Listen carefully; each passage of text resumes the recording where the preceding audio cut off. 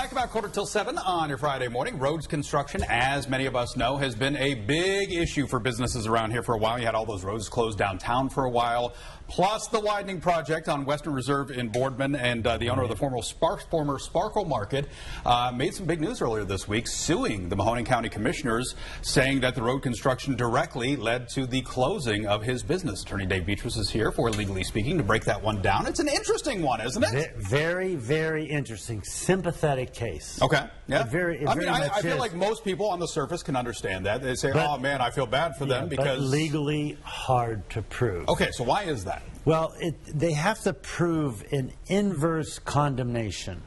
Now, the access to and from the business has to be for a prolonged period of time. So we're going to talk about duration and disproportionality. Okay. The county's argument is going to be, look, you had access to your property. It might have been a little harder to get there, but we didn't shut down complete access to your property. And therefore, it wasn't for such an extended period of time that it's compensable. It's going to be, look, I feel bad for Sparkle, but I think this is going to be a very uphill legal battle for them. And it comes down to Sparkle actually hiring experts to look what the experts did when they were constructing the road to say this would have been a better way to set it up and you wouldn't have cut off so much access to our business. But there's other businesses there that survived it, like Risers is there. Risers is right next door. And they survived it, and they're actually expanding. And so it's an uphill battle. But the legal doctrine is called inverse condemnation. Now, when a government takes your property, that's called eminent domain. They have to pay you the fair market value of whatever it is. Here they're saying our business was effectively shut down.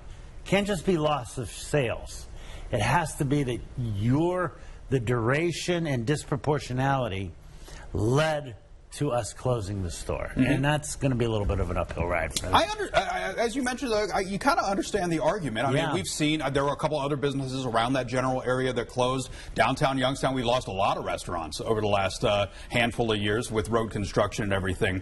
Well, I'm not so sure that... Well, that played a role, though, at least. Yeah. A murder could have played a role, too. That's true.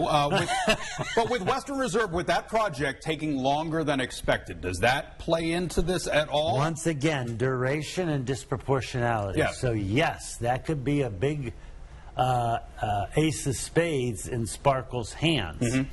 But this is a high stakes litigation, a lot of discovery, a lot of experts fighting over how this could have been done differently. So Sparkle will hire some kind of a construction manager that works on roads and say this was done too long. This was done too long. This could have been done differently. And the county and their contractor or whoever did it come in and say, no, we followed all the specs that we're supposed to follow, and them hiring in experts. So a lot of time, what an expert witness is he's allowed to come into court and give an opinion. A normal witness can just say what they saw, heard, witnessed, sometimes what they heard someone else say, because we have a rule called the hearsay rule. But luckily for us lawyers, for job protection, we have 23 exceptions to the hearsay rule. So, you know, go through law school, take evidence, learn about the hearsay rule, and then learn about every exception. And basically what you realize with the hearsay rule is it just depends on what the judge says the hearsay rule is. So, I mean, it sounds like on the surface it looked pretty cut and dry, but having this conversation now, there's a lot to be determined behind the scenes. Doesn't sound like this is going to be a quick process. If I had to make a call without seeing any experts' reports, it's going to be an uphill climb for Sparkle Market. Well, but I feel bad for businesses out there. But you know, widening the road would have eventually led to more access to their business. So.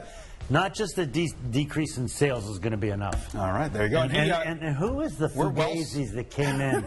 Duncan themselves brought more. No, Duncan, you don't get to come in here once.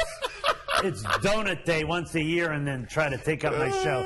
Did they bring you bagels? They did not. They did not bring you bagels. And I already ate mine, and I'm very appreciative. Did they serve the back? Did they serve did not. But okay, so thank you. You can't. If you're gonna try to knock me off. Dueling Duncan this morning.